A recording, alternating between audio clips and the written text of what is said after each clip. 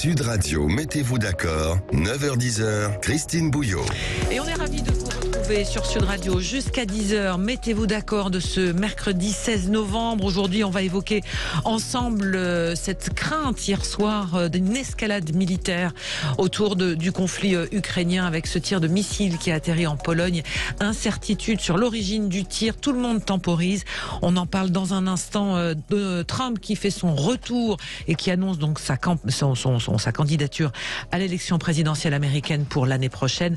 L'éternel retour, est-ce qu'un comeback est possible? Ça, c'est l'un des sujets. On évoquera également la corrida. Le débat commence à l'Assemblée nationale. Est-ce qu'il faut définitivement interdire cette tradition pour certaines régions françaises depuis des décennies? Et puis la fin de la ristourne sur l'essence. Aujourd'hui, c'est terminé. Les prix vont repartir à la hausse. Est-ce qu'il faut garder des ristournes et des aides aux utilisateurs de leurs véhicules? On y revient dans un instant avec nos 4 débatteurs que je salue et que j'accueille tout de suite avec Alexandre Mancino. Bonjour Alexandre. Bonjour. Avocat, président du Cercle Orion et du mouvement Agora. Sophie de Menton. Bonjour Sophie. Bonjour. Chef d'entreprise et présidente du mouvement Éthique. Alexis Poulain est resté avec nous. Bonjour Alexis. Bonjour. Journaliste et directeur de la publication du Monde Moderne. Et vous étiez il y a un instant dans le débat du Grand Matin comme chaque semaine sur Sud Radio avec Patrick Roger. Également avec nous Benjamin Cauchy. Bonjour Benjamin. Bonjour. Chef d'entreprise. Voilà, donc on parle de ce sujet-là tous ensemble dans un instant. Mais pour l'instant, tenez, Benjamin, puisque vous êtes là et je vous ai donné la parole en dernier, on va commencer par, allez, donnons-nous un petit peu de sourire, par le Made in France et le succès du salon, le MIF. Yes, le Made in France, il n'y a rien de plus anglais que ce salon Made in France, rien que sur la sémantique. Mais souvenez-vous comment on se moquait de ce salon au tout début. On se disait, mais quel est cet objet de salon On pensait que c'était des huluberlus qui s'amusaient à refabriquer des savons de Marseille au fin fond de leur ferme, bio, vous savez, l'ambiance écolo, retour aux sources. Et au final, c'est un salon qui, au fil des années, reprend de l'ampleur après un arrêt covidien, on va dire. C'était 830 exposants qui étaient présents porte de Versailles. Alors moi je m'attendais à avoir encore une fois ce côté anecdotique du petit fabricant de savon, de petit fabricant de bijoux, et non, finalement il y avait également une grande part de l'industrie française qui était présente. Le slip français avait organisé complètement ce qu'on appelle l'usine du futur, et vous aviez énormément de fabricants, Chantel, Epernay qui fabriquent de la lingerie, vous avez une démonstration de tous les métiers du savoir-faire industriel. Donc je voulais juste lancer un grand coup de chapeau à tous ces entrepreneurs qui sont parfois de sombres dingues, si je puis me permettre, parce que il faut quand même être courageux en 2022 en France de vouloir créer, de vouloir croire en l'avenir souvent de son territoire, parce que le Made in France, c'est aussi cela. Ce n'est pas une concentration dans les métropoles, mais c'est aussi un savoir-faire qui est répandu sur tous les territoires. Et c'est ce clin d'œil-là que je voulais apporter, parce qu'il n'y a rien de tel qu'une petite usine dans un bourg, dans un chef-lieu de canton, pour refaire vivre tout un territoire. Donc grand chapeau bas. Et puis juste un petit truc, ce qui serait bien, c'est que l'État entre guillemets, soit plus incitatif et donne des ouvertures fiscales plus intéressantes pour ceux qui produisent en France. Je pense notamment toujours à cette histoire de chèque cadeau. Il y a plusieurs milliards d'euros que les comités d'entreprise versent à leurs salariés en chèque cadeau à la fin de l'année. Si ne serait-ce que 50% de ces chèques cadeaux étaient fléchés sur des entreprises qui fabriquent en France, je peux vous assurer que ça réinjecterait de l'argent dans l'économie sans un copec aux contribuables. Donc voilà, coup de chapeau au Made in France ce matin. Alors, je vais refroidir votre enthousiasme avec Sophie, parce que l'emblème des JO, que moi personnellement je trouve mignonne comme tout, elle ne fait pas l'unanimité, mais moi je la trouve mignonne, bah oui, je trouve ça mignon, mais Sophie, vous nous avez dégoté que tout ça a été fabriqué en Chine. Mais absolument. Alors d'abord, pour répondre, parce que c'est la droite ligne du Made in France, Made in France, d'accord. Incitation de l'État, j'en veux plus nulle part, il a plus un rond. Mais si c'est uniquement dans le principe, sur le principe et que ça lui coûte rien, je suis enchantée qu'il Absolument, c'est le principe donnant-donnant, il faut que ça soit vertueux. Mais que vraiment ça coûte rien. Alors je regarde, moi il se trouve que je l'aime pas, et surtout, ce que je trouve hallucinant pour la créa, c'est que quand même ils ont piqué le logo gaulliste. Vous avez vu le bonnet phrygien? C'était le logo du RPR. Moi j'ai adoré. Non mais alors, le logo du RPR. Non, mais j'hallucine. Chirac is back. Après je pense que les spectateurs venant du monde entier vont pas faire le rapprochement peut-être aussi. Dans 2 ans. Non mais nous les Français, ça nous amuse. Parce que c'est vraiment la copie conforme. La copie conforme. Le pin du RPR. Et en plus le nom extraordinaire qui va comprendre dans le monde. Le fridge. Oui, le fridge. On dirait le nom d'un bonbon ou d'un. Bon, Je suis un peu seule contre tous, là, parce que moi, je suis mignonne, mais bon, voilà. Tous les moins de 8 ans adorent. Ah ben voilà, c'est moi. C'est un petit dessin animé, c'est bon. Bon, voilà, après les déclinés. Alors le vrai souci, c'est que 80% de la production venait de Chine. Là, il y a un souci. On a envoyé au sein du mouvement éthique un communiqué en demandant au président de la République d'agir. Et on ne peut pas, quand on est la France, qu'on a les Jeux Olympiques chez nous, avoir sous-traité 80% des mascottes à la Chine. C'est pas possible. L'industrie, on se bat en ce moment pour relocaliser, pour essayer vraiment, mais partout. Et on se bat d'ailleurs, entre parenthèses, beaucoup contre, entre guillemets, contre les écolos, parce que quoi qu'on fasse, une usine, ils considèrent que ça pollue, donc on a un mal fou partout dans les territoires, ils en veulent pas. On se bat, mais vous pouvez pas savoir avec le prix de l'énergie, avec tout. Eh ben non, on a les mascottes, il y en a 80% de fabriqués en Chine. Je ne m'en remets pas. Ce serait sympa d'avoir l'impact carbone de chaque mascotte. Comme pour...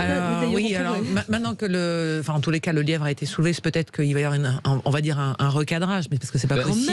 En même temps, parce oui, que mais alors est-ce que c'est, pardon, justement, Alexis, qui sait peut-être, il sait tout, que c'est le comité olympique qui commande les mascottes. Oui. Ce comité olympique, quel est son pouvoir? Et quand même, est-ce que le pays qui accueille les Jeux olympiques ne peut pas dire stop, je ne veux pas que ce qui représente la France, en particulier un bonnet phrygien, qui est le symbole, alors en plus symbole de la Révolution, moi je veux bien, hein. En ce moment, je ne sais pas qui est le créatif, mais j'aimerais comprendre. Symbole de la Révolution, pourquoi pas? Parce que l'idée, c'est que ça va être une révolution dans le sport, les JO de 2024.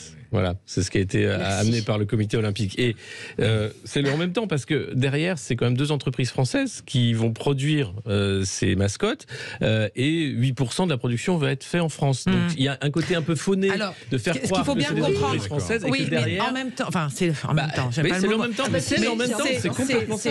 Sans doute que dans le cahier des charges qui a été donné à ces entreprises, il n'a pas été précisé qu'il fallait que ce soit du 80% français. C'est l'entreprise qui va chercher, puisque globalement, la fabrication de ce genre de produits, l'usine mondiale, elle est où? En Chine, toujours. Eh ben voilà, bien sûr, tout simplement. Mais moi, ça m'est égal, on peut pas dire ça. Ou alors, on va, je veux dire, au sein d'éthique, les boîtes qui ont relocalisé, mais elles sont vent debout. Parce que c'est vraiment très difficile de réimplanter l'industrie en France, qui a été carrément, à cause de l'État, d'ailleurs depuis des années, vraiment boutée hors de France. Sophie, si je peux me permettre, les tenues qui sont portées par nos militaires sont fabriquées au Maghreb également. Il y a eu des contrats qui sont passés, je crois. C'est pas la Chine. Alexandre, on vous a pas entendu. Donc voilà. Donc ce principe-là est... C'est un vrai sujet, je souscris tout à fait à ce qui a été dit. Je crois que les enjeux en post-Covid ont été vraiment rappelés. Vous voulez, la relocalisation, la réindustrialisation, on en parle tous les jours. Donc je crois que l'enjeu est là. Maintenant, effectivement, sur un événement de telle ampleur que sont les Jeux Olympiques, je crois il serait en effet intéressant pour la France d'avoir un mot à dire. Maintenant, en effet, je crois que le cahier des charges, la France n'est pas la seule décisionnaire là-dedans. Mais je crois que au-delà de l'anecdote, si je peux me permettre, je crois que c'est vraiment l'enjeu général de relocalisation, de réindustrialisation du territoire. Et je crois qu'en ce sens, le Made in France, le salon Made in France, fait sens. J'ai envie de dire, dans le contexte actuel, parce que les enjeux, c'est pas Montebourg qui avait lancé ça, la guerre en Ukraine, oui, c'est Yves Gégaud. C'est vrai, Yves Gégaud. Ouais. Le ministre du redressement productif. Du redressement productif, et qui maintenant fait du bleu blanc russe, il fait du miel, donc on peut le saluer. Il a mis ses idées. Quand même, on s'est beaucoup moqué de lui, mais il a été pionnier, pionnier sur ces sujets-là, en dépit de son caractère un peu idéologique sur certains sujets. Je crois que sur ce point-là, sur la souveraineté, sur la réindustrialisation française, il a été vraiment très dans le bon sens. Exactement. Allez, on s'arrête un court instant. On va marquer une courte pause dans cette émission. Mettez-vous d'accord. Ce matin avec Alexandre Mancino, Sophie de Menton, Alexis Poulain, Benjamin Cauchy. On revient dans un instant avec leur coup de cœur et leur coup de gueule. On va s'adresser à Alexis dans un instant. Il a un coup de gueule sur le pass carbone. Il va tout nous dire. À tout de suite. Sud Radio. Sud Radio, mettez-vous d'accord, 9h-10h, Christine Bouillon. Et en compagnie d'Alexandre Mancino. Alors ils essayent de se mettre d'accord en coulisses, donc on va les faire en public maintenant. Voilà, sur des sujets de fond. Alexandre Mancino qui nous a rejoint, avocat, président du Cercle Orient et du mouvement Agora, Sophie de Menton, président du mouvement éthique, Alexis Poulain, journaliste, on vous connaît bien sur Sud Radio, Benjamin Cauchy, chef d'entreprise. Alors on en était au coup de cœur et au coup de gueule. Alors on était pratiquement tous d'accord sur le Made in France. Maintenant c'est Alexis, vous aviez un coup de gueule sur le pass carbone. Oui, l'idée du pass carbone, parce qu'on n'est pas encore dans la réalisation du pass carbone, mais depuis quelques mois, on commence à vouloir tester cette idée d'un pass carbone qui permettrait de savoir quelle est notre empreinte carbone en consommant, avec des produits qu'on achète, et de voir si ces produits-là ont produit beaucoup de carbone par leur fabrication, et de savoir si on a le droit de continuer à acheter ou pas. Il y a déjà eu des tests qui ont été faits en Europe du Nord notamment, et on voit que cette idée de pass carbone fait son chemin avec des émissions de politique fiction, notamment sur BFM, où il était question de 2050 lundi soir avec Elisabeth les autres vont Borne. le faire aussi, je crois qu'M6 est en préparation. Et d'autres aussi jouent là-dessus. Essaye d'expliquer aux Français ce que serait un pass carbone éventuellement et comment il aiderait dans la transition climatique. Alors, plusieurs choses d'abord. Pourquoi cette obsession du carbone et depuis quand? Alors, c'est le réchauffement climatique, on va nous dire, c'est important de faire cette transition climatique, mais c'est toujours le consommateur final, c'est toujours le Français lambda qui va payer ce pass carbone. À côté de ça, vous avez aujourd'hui la fusée Artemis qui a décollé. Est-ce qu'on va faire un pass carbone pour les fusées SpaceX? Est-ce qu'on va faire un pass carbone? Et ils ont un programme de décarbonation, de compensation.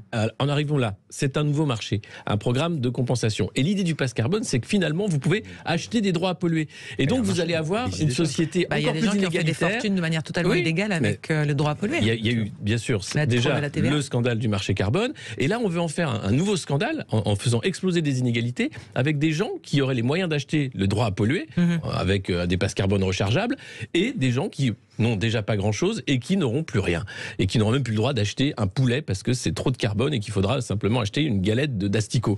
Donc, il y en a ras-le-bol. De toute façon, on est 8 milliards, donc Alexis, il va bien falloir trouver une solution. Mais la solution, c'est pas... Je veux dire, la planète se réchauffe, les cycles de climat, c'est pas nouveau. Qu'il y ait 8 milliards d'humains, ça c'est nouveau, en l'occurrence. Est-ce que ça va durer? Je ne sais pas. Mais qui mettra en place ce pass carbone? C'est ça que je veux comprendre. Mais c'est bien tout le problème. C'est l'État. Et c'est l'idée du contrôle, d'une société du contrôle, avec des prébendes et des droits en fonction de l'argent. Oui, alors vous avez raison, je crois qu'on est dans un... Il faut rappeler le contexte, vous l'avez rappelé, on est 8 milliards, et je crois qu'aujourd'hui l'important c'est par la base de faire de la pédagogie, notamment, et c'est pour ça que je rejoins. Je crois que les modalités et le mode opératoire de ce pass carbone restent à déterminer. Néanmoins, ça me paraît pas être complètement aberrant dans le sens où aujourd'hui la pédagogie doit passer. De sort par le bas et aussi par le haut. Je veux dire, l'équilibre est à trouver. Je crois que l'État a sa responsabilité dans les incitations fiscales, dans un certain nombre de mesures qui doivent être mises sur la table. Les entreprises aussi ont un rôle à jouer là-dedans pour accompagner cette transition écologique et pour précisément décarboner de plus en plus. Après, je crois que l'aspect, je crois que ces incitations, cette pédagogie doit aussi peut-être se faire par le bas, avec effectivement des mesures d'accompagnement qui doivent faire en sorte que personne ne se retrouve à côté du chemin. Je vous rejoins là-dessus. Mais aujourd'hui, on doit bien trouver des solutions. C'est-à-dire qu'on a un constat qui est là, on a un réchauffement climatique qui est là, qui est l'enjeu du siècle. Je pense que sans tomber dans la pénalisation à outrance et dans la sanction, c'est bien tout le problème. Là, je vous rejoins. Il ne faut pas qu'on idéologise trop le sujet. Mais je crois que ça peut être un élément parmi tant d'autres. Voilà, vous voulez qu'on sanctionne gravement ceux qui utilisent par exemple des jets privés? Je vais jusqu'au bout du raisonnement. Non, ceux qui ont les capacités.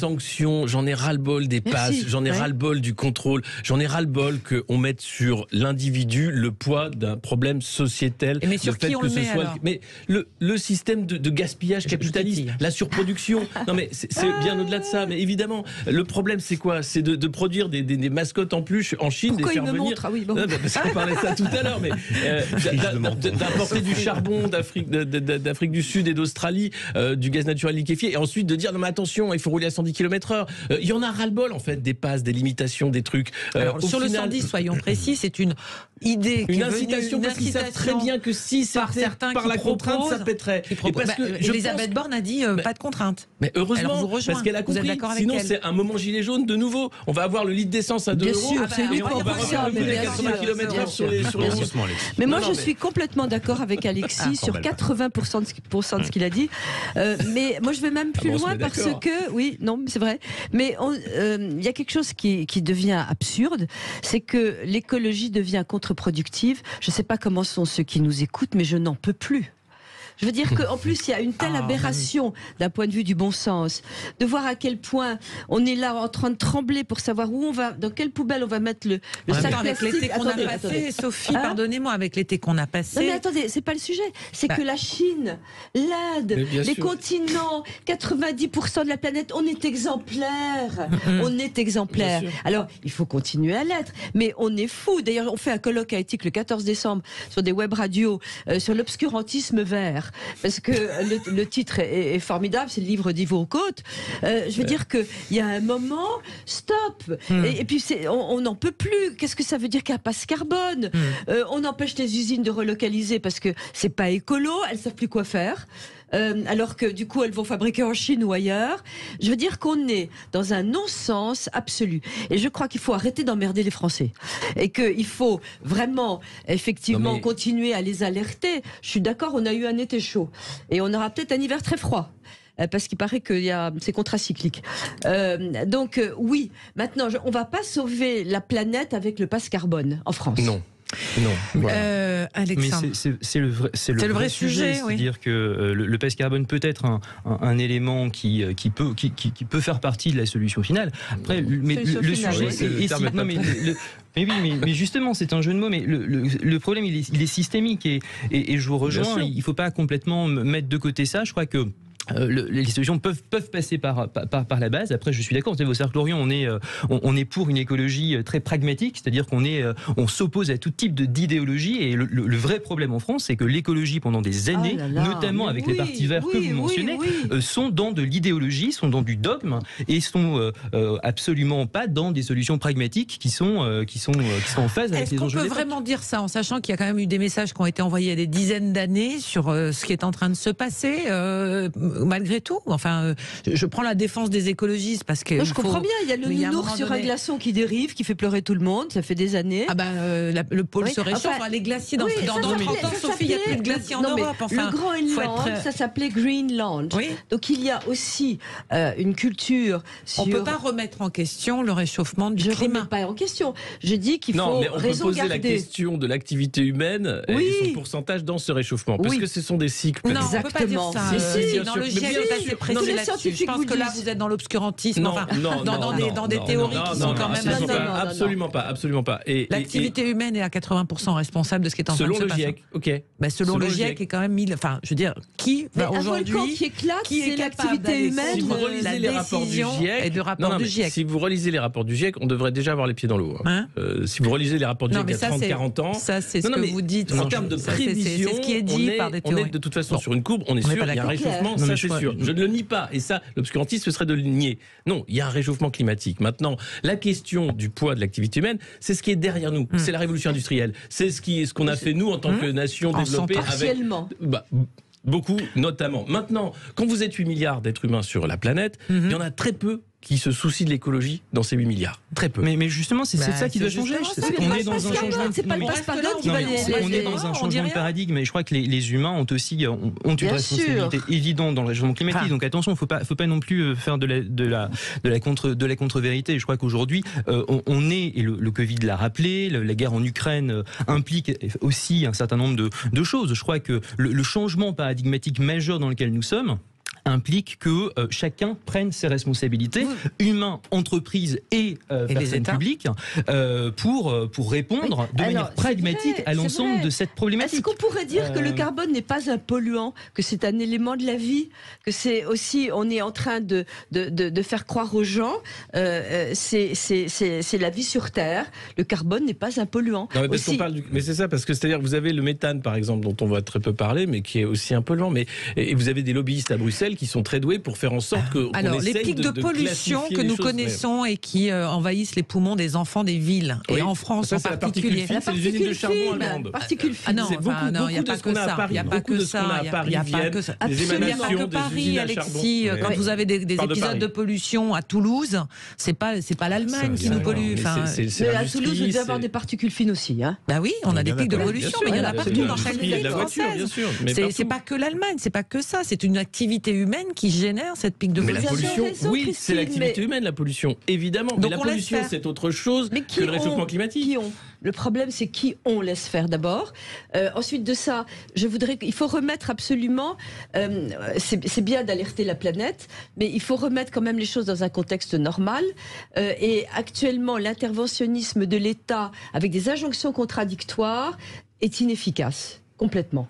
Et je veux dire, encore une fois, je parle de l'industrie, je parle de la... Mais quelle injonction, Sophie? Vous pensez à quoi, par exemple? Non, je pense à l'industrie en particulier qui pollue. Hein, la preuve, les bagnoles, etc. Très bien. En 2035, la voiture thermique, c'est fini, c'est demain. On a reçu à Éthique l'ambassadeur chinois qui a dit, bonne idée, voiture électrique fabriquée en Chine. C'est ça, voilà. Mais il y a des programmes de fabrication d'usines. On est toujours un temps de retard. Non, c'est un problème. Allez, 9h27, on n'a pas le coup de gueule encore d'Alexandre et on a des sujets quand même copieux à débattre ensemble. Allez, on va s'arrêter un court instant sur Sud Radio. On vous retrouve tous les quatre pour débattre avec Alexandre. Il a un coup de gueule. On va parler de l'Ocean Viking et comment la France a géré ce dossier. À tout de suite. Sud Radio, mettez-vous d'accord, 9h-10h, Christine Bouillot. Alors on est presque d'accord sur le climat, mais à un poil, hein, je vous le dis tout de suite, pour l'instant hors à 1 antenne. degré près, on va dire. On n'est plus à 1 degré près, je suis d'accord avec vous, Benjamin Cauchy, Alexis Poulain, Sophie de Menton, Alexandre Mancino. Alors on en est encore à nos coups de cœur et nos coups de gueule, mais c'était important, Alexandre Mancino, de vous entendre sur le dossier, en tout cas la gestion du navire, l'Ocean Viking, l'attitude de la France. Quel était votre coup de gueule là-dessus? Oui, alors on en a déjà beaucoup parlé, donc il ne s'agit pas ici de réinstrumentaliser le dossier. Je crois que ça a été fait suffisamment. En revanche, effectivement, je crois que il y a des choses à dire sur la gestion de cette crise dans le propos et dans la colonne vertébrale du gouvernement et d'Emmanuel Macron sur cette gestion des migrants. Emmanuel Macron il a reconnu il y a quelques semaines les liens pouvant avoir lieu entre l'immigration et l'insécurité. Ce qui d'ailleurs avait fortement défrayé la chronique, puisqu'il avait jusqu'à présent jamais été aussi loin dans ses propos. Et on voit quand même encore une fois, j'ai envie de dire, on voit un peu le naufrage de ce en même temps permanent sur tout et n'importe quoi. Je pense que le en même temps suppose et implique un pragmatisme politique. Quand on est au pouvoir, le pragmatisme est nécessaire et notamment sur ces questions aussi cruciales que la crise migratoire au regard du contexte géopolitique dans lequel nous sommes. Néanmoins, je crois que, et beaucoup l'ont rappelé, on ne peut pas un jour rappeler que des liens peuvent exister entre insécurité et immigration et de l'autre accueillir un navire comme c'est le cas aujourd'hui dans l'Ouest français. Donc je crois que là aussi, on est en présence d'une opposition permanente sur la gestion du régalien en France qui, moi, me gêne beaucoup. Autant le pragmatisme en économie, par exemple, au regard de la crise, au regard de la guerre en Ukraine, bien sûr que ça suppose des réponses et une adaptabilité, puisque le pouvoir doit par essence s'adapter. En revanche, sur des questions aussi cruciales que le régalien, que la gestion migratoire, que l'insécurité, que l'ordre républicain, je crois que Emmanuel Macron manque en réalité de colonne vertébrale, de cap et de vision, il faut dire les choses, pour le pays. Donc à ces faits-là, la droite est vent debout, puisque Bruno Retailleau l'a rappelé. Je crois que cette décision d'accueillir ces migrants dans l'ouest de la France, bien justement, est contre nature. Et en ce sens, Emmanuel Macron s'éloigne de plus en plus d'une possible coalition avec LR. Tout ça, je crois qu'il faut le rappeler. Oui, mais enfin, je ne sais pas comment on pouvait refuser. Non, mais il y a une conciliation, il y a un équilibre à trouver entre la solidarité d'un côté et la sécurité de l'autre. Maintenant, non, vous savez, au-delà de ça, c'est la philosophie globale du pouvoir par rapport aux questions régaliennes. Je crois qu'il faut un cap, il faut avoir une vision, et il faut avoir et bien tranché. Vous savez, diriger, gouverner, c'est choisir. Et là, mais justement, je crois que ça envoie justement un certain nombre de messages extrêmement néfastes à l'opinion. Vous savez, les Français ont besoin d'un cap, ont besoin d'une vision, et je crois que le fait de tergiverser sans cesse, avec un jour on dit blanc et le lendemain on dit noir, pour des raisons, vous avez raison, pour des raisons très conjoncturelles. Là, en l'espèce, on était face à un cas extrêmement complexe et en effet, je crois qu'on peut s'interroger sur les solutions. Moi, ce que je pointe là n'est pas tant, je dirais, le fait. Je crois simplement qu'il faut avoir un cap sur des questions aussi cruciales que l'immigration, que l'ordre républicain, que l'ensemble de ces valeurs régaliennes. Je crois que les dernières campagnes, qu'elles soient présidentielles ou législatives, l'ont rappelé. La France est à droite. Donc ma conclusion, si vous le permettez, c'est ça. C'est que Emmanuel Macron doit enfin, j'ai envie de dire, aller dans un cap qui est celui d'une droite assumée, qui est celle d'une droite assumée et moderne, qui va dans le sens de l'ordre républicain. Il va y avoir un projet de loi dont on a déjà une grande partie des contours qui, on va dire, s'inspire beaucoup de ce que la droite veut, en tous les cas, sur l'immigration. Je rappelle aussi que 44 des personnes qui ont été accueillies et qui sont arrivées sont soumises à un départ, en tous les cas, à quitter le territoire. Ça, c'est clair. Alors, pardon votre honneur, mais ils n'ont pas de papier quand ils arrivent. Oui. Et donc, ils débarquent, pas faux, ils jettent leurs papiers à la mer, ils n'ont pas de papier. Donc, comment vous renvoyez et dans quel pays? Les pays vous disent, mais c'est qui? Donc, vous ne pouvez pas... Il y a des dossiers qui sont instruits, donc j'imagine que s'il y a 44 les dossiers instruits, permettez-moi de douter des dossiers instruits. Ensuite de ça, il y a un truc que j'aurais fait, puisqu'on cherchait des solutions pratiques, j'aurais immédiatement saisi le bateau. Alors, l'avocat doit certainement trouver un système pour qu'on ait le droit de le saisir. Mais si on piquait les bateaux et qu'on les gardait, ils arrêteraient un petit peu... Le bateau de sauvetage? Oui, bien sûr. Non, de l'Ocean sauvetage. De l'Ocean Viking? Oui, absolument. Immédiatement. Mais c'est des bateaux de secours. Et alors? Vous voulez interdire des secours en mer? Mais bien sûr que non, mais quand ils vont chercher dans les eaux territoriales, parce qu'il y a un accord, on le sait, c'est un vrai problème. Il y a un accord entre les associations humanitaires qui vont chercher dans le pays qui sont avertis. Elles sont à la limite des eaux territoriales. Elles prennent ceux qui sont partis dans des embarcations qui sont pas sécures. Mais c'est un droit international de secourir les personnes en mer, non, parce quelles que là, soient. c'est du trafic. On est à la limite, parce que maintenant on sait qu'il y a de l'argent en jeu. On sait que y a des passeurs qui sont payés. On sait que ces bateaux d'organisation internationale ne sont pas du tout blanc-bleu et qu'il y a un moment où il faut qu'ils arrêtent.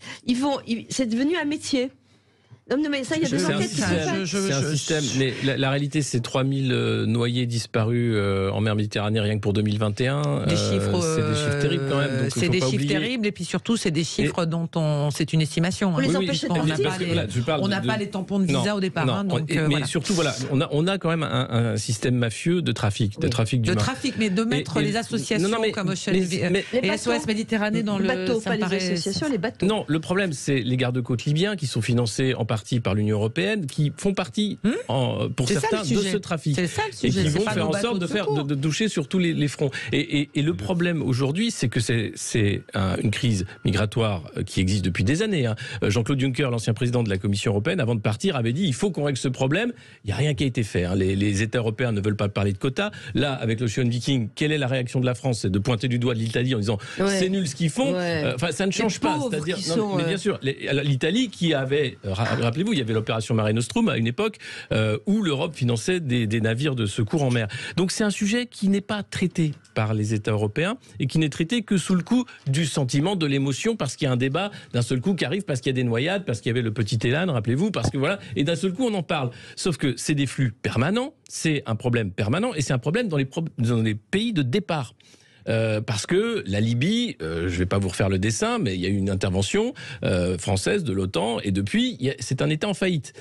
Parce que vous avez la Syrie, parce que vous avez des guerres, parce que vous avez des États aussi qui ont été financés pour être des États fantoches, et des jeunesses qui n'ont pas d'avenir dans ces pays-là. Donc vous faites quoi? Vous débarquez dans ces pays, vous mettez de l'ordre, et puis vous dites, vous gardez vos... Mais bien sûr qu'on ne peut pas faire ça, évidemment. En revanche, il y a le problème du développement, il y a le problème de faire en sorte que ces pays-là puissent conserver leur jeunesse, puissent avoir un avenir. Et puis, il y a derrière la gestion de l'accueil, parce que faire arriver 284 réfugiés, exilés, 234, voilà, et dire, bon, on les met dans un camp de vacances parce qu'on ne sait pas où les mettre. Oui, il y en a 90 qui vont partir en Allemagne, et puis, en gros, il y a très peu qui vont rester en France, en réalité. Mais déjà, et ensuite, qu'est-ce qui se passe? Quelle formation, quel métier, quel accueil? Mais il y a des gens pour les accompagner. Pas forcément. Regardez les camps qu'il y a à Porte de la Chapelle. Il n'y a pas de gens là pour les accompagner. Aussi, il y a quelques ONG, etc. Et puis le deuxième, ça va partir en Grande-Bretagne beaucoup. Oui, donc je vous rappelle qu'ils sont retenus par la France puisqu'on a signé un accord. Oui, moi j'ai envie de distinguer les faits du fond en fait. C'est-à-dire que lorsque le bateau arrive dans nos eaux territoriales, il n'y a pas de solution. On est mal. On est mal, on n'a pas le choix. Et les Français ne reprochent pas au gouvernement de les avoir sauvés. Ce que les Français reprochent au gouvernement, c'est qu'une fois qu'ils sont sauvés, ils sont à peu près sûrs de rester soit sur le territoire français ou soit sur le territoire européen. Et le vrai sujet n'est pas d'avoir sauvé des vies. Évidemment, qui peut être à l'encontre de sauver une vie? Enfin, je veux dire, on est tous des hommes et bien sûr qu'on est tous touchés par cela. La question, c'est de se dire, oui, ok, on les a sauvés, mais derrière, ils vont rester. Et les Français ont besoin d'avoir des relations, comment dirais-je, plus cohérentes et plus justes avec les partenaires méditerranéens. Parce qu'on parle de l'Europe, c'est bien sympa. Moi, j'ai envie de parler de la Libye, j'ai envie de parler de la Tunisie, j'ai envie de parler du Maroc, j'ai envie de parler de l'Algérie, j'ai envie de parler de la Libye. Tout cet arc méditerranéen du Sud, y compris Malte, qui aujourd'hui refuse de voir accoster des bateaux. Donc il y a un vrai sujet. Et ce que Sarkozy avait initié, c'est pas mon super copain, mais ce qu'il avait initié en 2007-2008, savoir une sorte de sommet euro-méditerranéen qui permette d'avoir une cohérence dans la gestion des flux migratoires. Et il faut être au clair aussi là-dessus sur SOS Méditerranée. Il joue un double jeu. La presse allemande s'en est fait l'écho largement, de façon factuelle. C'est dans Die Welt, donc a priori c'est pas le tabloïd de fond de caniveau. Donc il y a un vrai sujet là-dessus. Il faut se demander si le rôle de ces bateaux est de secourir ou si le rôle de ces bateaux est de venir aider les passeurs. Puisqu'aujourd'hui, factuellement, la presse allemande a bien vu qu'ils aidaient les passeurs. Voilà. Factuellement, enfin, oui, c'est du fait. J'ai essayé d'avoir aucun jugement de valeur sur ce sujet parce que c'est justement l'émotion autour de ces 234 personnes qui galvaudent complètement le sujet. Allez, il est... oh là là, le temps tourne. On va faire un petit crochet par ce qui se passe du côté de l'Ukraine et de la Pologne avec donc ces tirs de missiles qui ont fait 2 morts hier soir, emballement évidemment du côté des chaînes d'infos hier soir où on a cru que c'était un tir de missile russe. Tout le monde aujourd'hui met le pied sur le frein et est très prudent pour savoir d'où viennent ces tirs mortels. Il y a une réunion G20 également. La crainte de l'escalade est là à nos portes en permanence. On joue sur un fil. Alexis, j'ai envie de vous poser la question. Oui, on joue sur un fil et surtout on voit qu'il y a une partie de personnel politique ou de commentateurs qui attendent cette escalade ou qui on a l'impression la souhaitent. Alors c'est rassurant de voir que l'OTAN est quand même Et je voudrais souligner aussi la France, qui dès hier soir a dit attendons de savoir. Les États-Unis ont dit attendez. Il faut voir qu'en ce moment il y a eu la retraite de Kherson de la part de l'armée russe. On voit bien qu'il y a une volonté de mettre les co-belligérants autour d'une table et de dire calmons-nous, que Wall Street ne va pas couper les ponts avec la Russie aussi vite. Vladimir Poutine n'a pas envie d'envahir toute l'Ukraine, visiblement. Il est silencieux. Mais arrive cet accident fâcheux, ce drame qui tue 2 personnes avec des missiles, et c'est heureux qu'on arrive à dire là on va enquêter et on va se calmer. Maintenant j'aimerais qu'on ait le nom de celui qui a fait péter Nord Stream 2. Ce serait bien de savoir dans le cadre du conflit. Qui ont fait sauter le pont. Ouais, ceux qui ont fait sauter le pont, etc. Et puis qu'on arrive à mettre fin à cette guerre qui, si elle continue, va simplement mutiler et tuer davantage de personnes. À la fin, il faudra se mettre autour d'une table et se mettre d'accord. Les tables, le mettre autour d'une table, moi j'en peux plus. Ça marche pas. Voilà, ce qui est rassurant dans cette affaire des missiles en Pologne, c'est qu'il n'y a pas eu d'emballement de la part des partis en présence, qu'il y a une volonté de désescalade. Et que là, on se dit, il y a peut-être une porte de sortie. Oui, voilà. Non, attendez, d'abord, je pense qu'il fallait immédiatement, même si ça avait été envoyé par les Russes, tenter de minimiser cet événement, car sinon c'est la guerre mondiale. Non, mais c'est normal. Alors, je finis juste, mais sinon c'est la guerre mondiale. Alors, heureusement, par intuition et par bon sens, on peut se dire que l'armée russe est quand même très en déroute dans pas mal d'endroits et qu'il faudrait être complètement dingue pour vouloir, si on est Poutine, à moins qu'il soit vraiment complètement fou, envoyer et commencer à attaquer la Pologne. Il sait très bien. Donc c'est tellement illogique que heureusement, je pense qu'on peut penser que. Y a-t-il une logique dans tout ça? En tous les cas, on va y revenir dans un instant. On s'arrête, on marque une pause et on revient sur ce sujet. On a encore un tout petit peu de temps. On va parler tauromachie. Tiens, ça va nous détendre. À tout de suite. Sud Radio, mettez-vous d'accord, 9h-10h, Christine Bouillot. Il nous reste moins de 10 minutes pour se mettre d'accord avec Alexandre Mancino, avocat président du Cercle Orion et du mouvement Agora, Sophie de Menton, chef d'entreprise, président du mouvement éthique, Alexis Poulain, journaliste, directeur de la publication du Monde Moderne et éditorialiste sur Sud Radio, et Benjamin Cauchy, chef d'entreprise. On termine avec notre débat autour de la question ukrainienne et ce tir hier de missiles qui ont atterri en Pologne, avec donc beaucoup de questions qui se posent aujourd'hui, cette crainte de l'escalade. Alexandre, on vous a pas entendu sur le sujet. Est-ce qu'on joue sur un fil en permanence sur ce sujet-là, avec information, désinformation, tout ce qui va avec un conflit en général? Donc il faut faire très attention à l'émotionnel. Je crois qu'il faut raison garder dans cette histoire et attendre que les enquêtes aient lieu. Maintenant, ce tir a eu lieu hier. Je crois que Vladimir Poutine, a priori, n'a aucun intérêt à envahir la Pologne, puisqu'il sait très bien que l'escalade qui s'en suivrait serait complètement néfaste pour le pays. Donc après, il faut vraiment raison garder. Il faut faire très attention à l'emballement médiatique là qu'on voit depuis hier soir. Attendons que l'enquête ait lieu. Maintenant, les traités sont là. L'article 5, de l'OTAN n'a pas. Voilà. Attendons que les choses soient clarifiées au niveau des faits déjà, et puis après prenons. Je crois que toutes les diplomaties aujourd'hui sont présentes et sont vraiment sur ce dossier-là. La bonne nouvelle, c'est qu'il y a un G20, donc tout le monde est réuni au même endroit et peut discuter rapidement sur des sujets internationaux comme celui-là. Les décisions seront prises dès lors que les faits seront avérés, et dès lors que l'origine de ce missile sera déterminée. Maintenant, je crois qu'il faut vraiment raison garder. Je crois que le sujet est extrêmement sensible.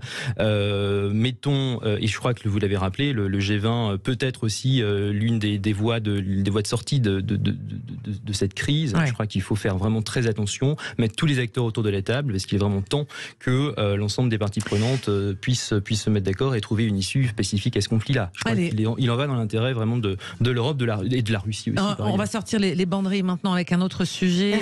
On revient d'un sujet vraiment franco-français. C'est le dossier de la corrida qui revient dans l'actualité. Est-ce qu'il faut interdire définitivement la corrida en France?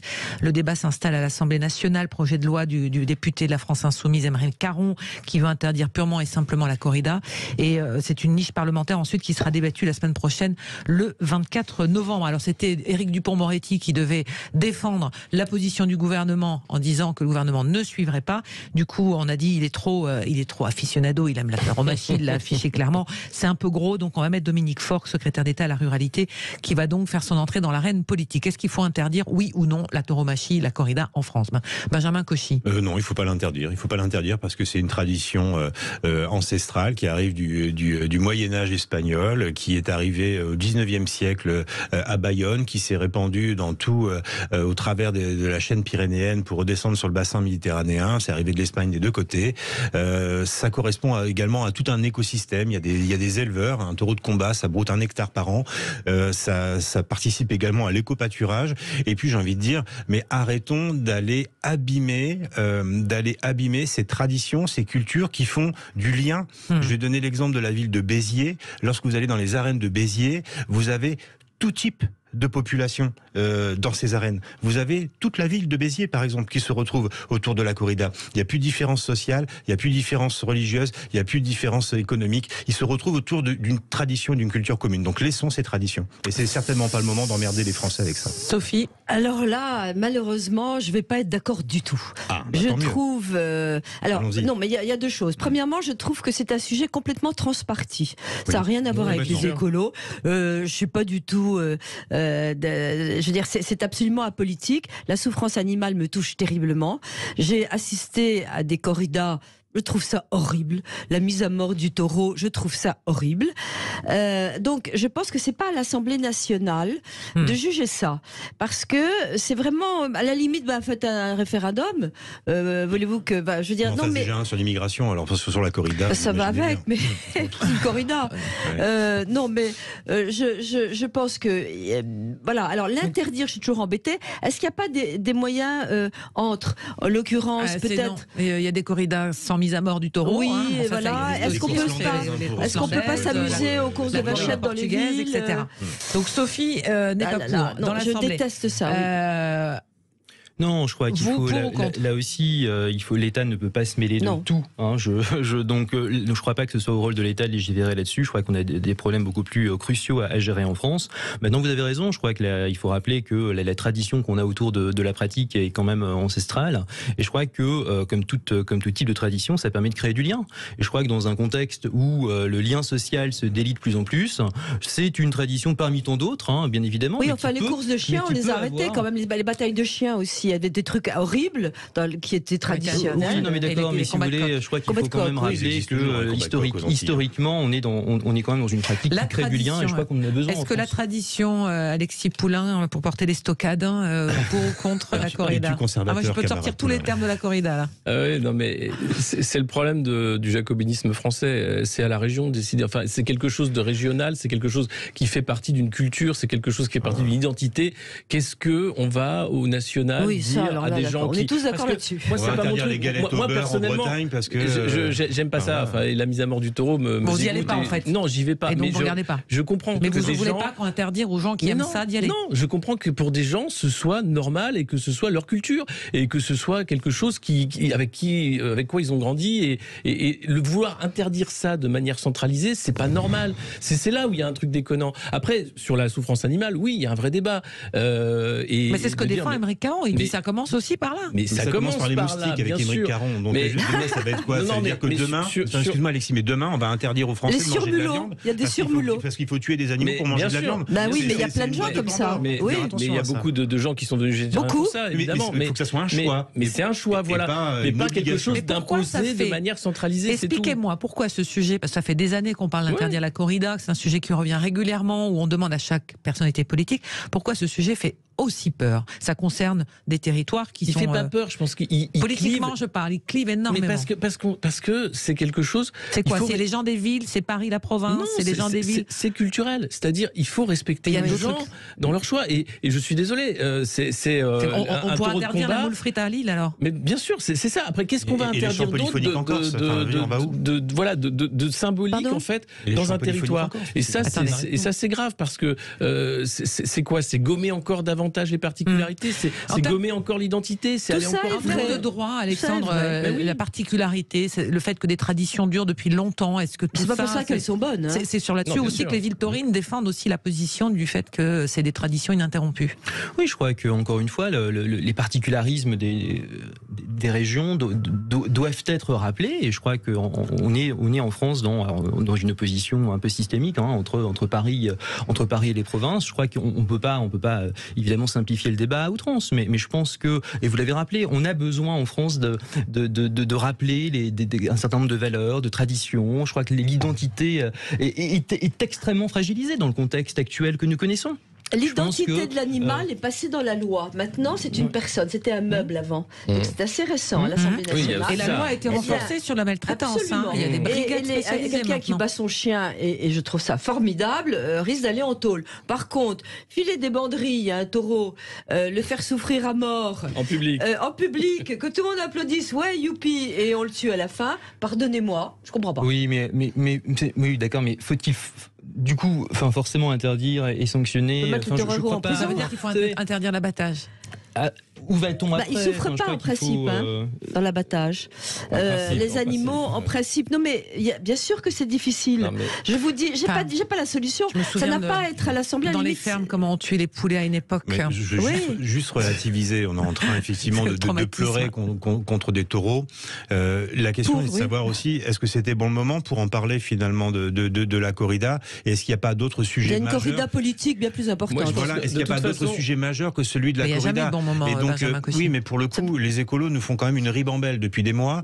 C'est pas les écolos, c'est la France insoumise. Oui, c'est pareil, c'est les NUPS, ils sont emballés dans le même paquet. Mais vous avez les super bassines, vous avez le barbecue, vous avez les foulards, vous avez la burqa, vous avez les piscines, vous avez les sapins de Noël, vous avez les baptêmes de l'air, vous avez le Tour de France. Et donc là, on arrive à la corrida. Donc, et puis Boyard qui nous fait un petit coup d'Hanouna. Donc, si vous avez une douzaine de sujets. Dedans, j'ai pas entendu énergie, j'ai pas entendu pouvoir d'achat, j'ai pas entendu logement. Donc, à un moment donné, il faut aussi raison garder. Si l'ANUPS qui veut incarner la gauche doit s'imprégner de sujets sociétaux, dont acte, mais je ne suis pas sûr que l'interdiction de la corrida va permettre à des millions de Français de bouffer.